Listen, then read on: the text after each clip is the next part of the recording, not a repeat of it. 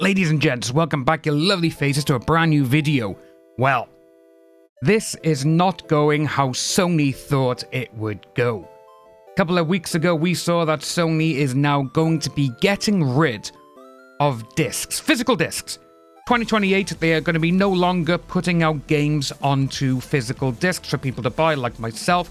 And seeing that they want to get rid of all of that, it's like, wow, okay.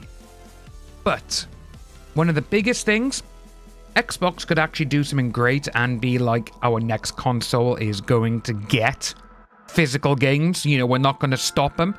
Because they would literally get, I'd probably say, 30 to 45% of current PlayStation owners, they will go buy an Xbox. I would.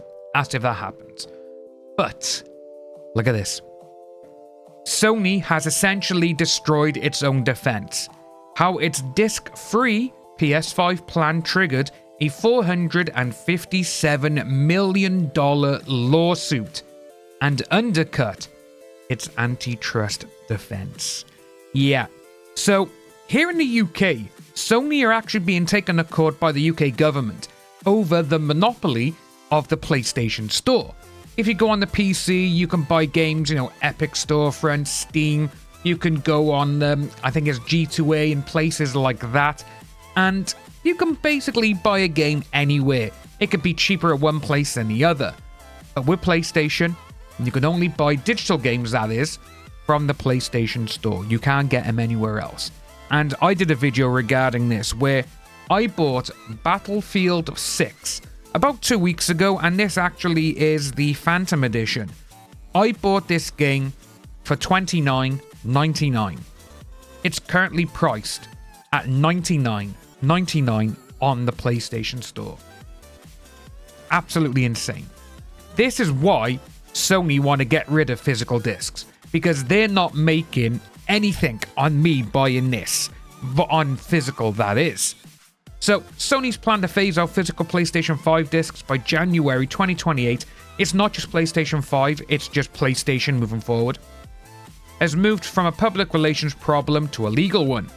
Dutch consumer group Stichting Maatschappij and Consument has filed a $457 million lawsuit on Tuesday on behalf of 1.7 million Dutch PlayStation users, arguing that Sony's 30% PlayStation Store commission will inflate game prices once physical alternatives disappear. Yeah, so with this, Sony make 30% of every single thing that they sell on their store. The game, DLC, Fortnite, coins, you know, UFC coins, GTA Shark cards, anything that actually earns money, Sony take 30% of it no matter what. Even if it costs $1, they get 30% of it, which is absolutely insane. And obviously, if you do have physical discs, I paid 30 quid for that. They're not getting 3 quid. You know, it's literally, that's what it's like. They're not getting anything of it. So with this, the $457 million lawsuit, it's not going to go well for Sony. It's really not. So this comes amid the backlash to Sony move to get rid of physical games, with thousands of gamers flooding Sony's PlayStation blog announcement to vent their anger, ranging from disappointment to threatening to stop supporting PlayStation altogether. It's because Sony now has control, because without physical discs, there will not be a resale market that puts money back in gamers' hands or let them get games more cheaply. This is it.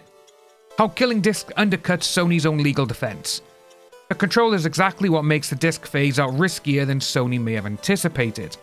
Andrew Ching, the marketing chair at Johns Hopkins Carey Business School, who studies video games demand, told Fortune the 30% Sony tax applies only to digital downloads sold through the PlayStation Store. He explained that physical retailers, in contrast, pay Sony a lower, flat royalty based on how many copies they manufacture, not how many they actually sell. That structure makes physical games cheaper, especially second-hand ones, since a game's resale value depreciates as it loses its freshness. With that, I can actually say GTA 5, when it first came out, I bought it full price for $39.99 here in the UK in Cardiff. About 2 months later, I went to a game shop, or Game Station, in fact, which Game Station was such a great store, man. And I went in there, and second hand, it was 45 quid. It was more.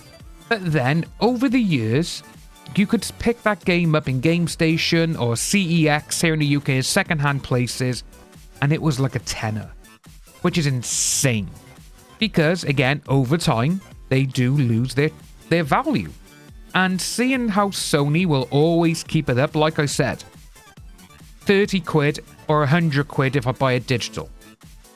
I'd rather buy it physically because I'm saving myself 70 bucks. It's insane, it really is. So, Sony has historically pointed that physical marketplace when defending itself against antitrust claims, treating retail competition like used games and resale markets as evidence it wasn't a monopoly. Like we said, the UK government had taken the court over that. However, by phasing out physical discs, Sony essentially destroys its own defense. Without a physical option, price-sensitive consumers have nowhere to go but Sony's own storefront, absorbing the full price with no alternative in the resale space. But with that though, one thing you can do is if you go on places like CD Keys, where you can buy a £100 Sony PlayStation Network gift card, and even though it's £100 or $100, you only paid like $80 for it. That way then, you know, Sony's not getting that full 100. It just sucks to see that we gotta try and find workarounds for this for the future. And now this is the backlash as Sony didn't fully price in, that Sony has framed the move to get rid of physical discs as simply following consumer behavior. Roughly 85% of PlayStation game sales are already digital, but that leaves a non-trivial 15% still buying physical copies, according to Ching, who has studied the used games resale market using historical data out of Japan. From a stricter economics viewpoint, making the physical disc is costly.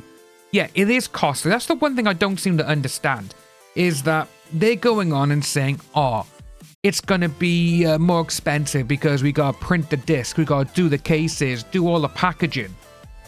So in that sense, digital should be cheaper. And a matter of fact, when DLC and games started coming out on the store for PlayStation, the PS3 and stuff, they always said digital will always be cheaper. And they're going on to say that these are people who die hard, who grew up with Sony, with Xbox, and they still very much enjoy the flexibility of having a physical copy and the possibility that they can resell it. Yeah, if you don't play a game anymore, you should be allowed to sell it. You should. There's math behind the nostalgia too. A buyer who knows they can trade in a $60 game for roughly $20 is effectively paying $40 for it. But once Sony removes that option, their willingness to pay is going to decrease, pushing some players towards switching consoles or simply buying fewer games. That is what we're going to see. We are going to see a lot more people now just buying less games. That is exactly what's going to happen. Analysts say that killing the resale market also hands Sony full control of the secondary market, something it has wanted, given how resale competition erodes its own pricing power. Every resale and rental is value flowing to players and retailers instead of to the platform. This is what Reese Elliott, the games analyst at Alina Analytics, said. Without discs, that converts into a fresh, full-price digital sale, or it doesn't happen at all.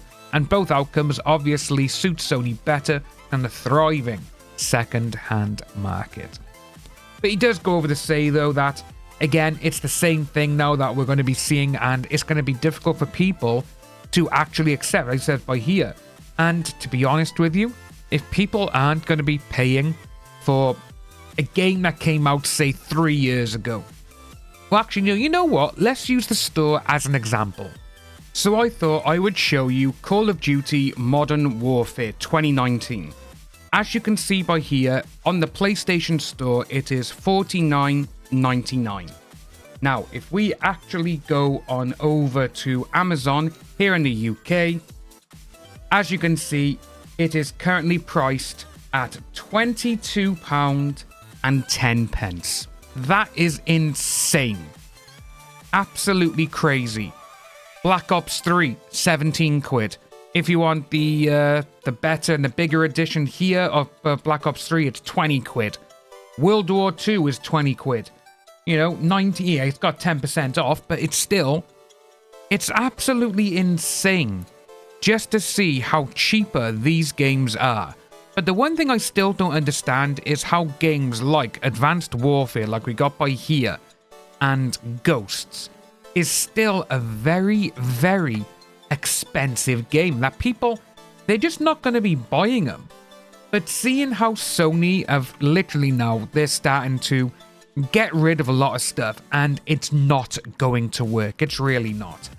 And like I said at the start of the video, if Xbox want to do something really, really funny and be like, you know what, we're going to take your players, do a disc drive and make games available on physical disc, just don't stop producing them.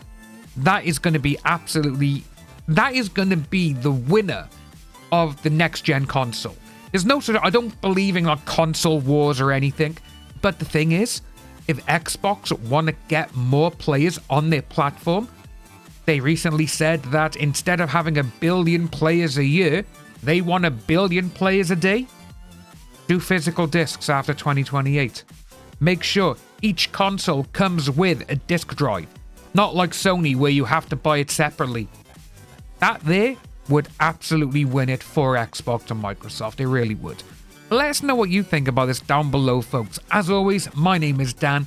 Like and subscribe, and I'll see you in the next video.